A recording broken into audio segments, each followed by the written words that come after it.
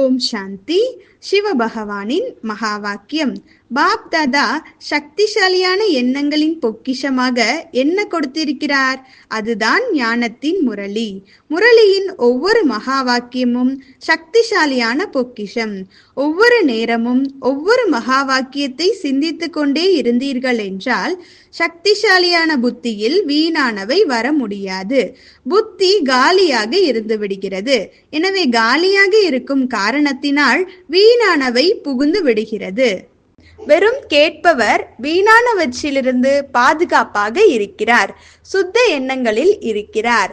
ஆனால் சக்தி சொரூபமாக ஆக முடியாது. சொரூபம் ஆகுபவர் எப்பொழுதும் சம்பன்னமாக, எப்பொழுதும் சக்திசாலியான கிரணங்கள் மூலமாக மற்றவர்களுடைய வீணானவற்றையும் அளிப்பவர்களாக இருப்பார்கள். சக்திசாலியான ஆத்மா ஒரு வினாடியில் வீணானதை சக்திசாலியாக பரிவர்த்தனை செய்து விடுவார். புத்தியை சக்திசாலியான எண்ணங்களினால் எப்பொழுதும் நிரப்பி வையுங்கள். அதற்கான ஆதாரம் தினசரி முரளி கேட்பது, புரிந்து உள்ளே நிரப்புவது, மேலும் சொரூபம் ஆவது. 3 நிலைகள். கேட்பது மிக நன்றாக இருக்கும், கேட்காமல் இருக்கவே முடியாது.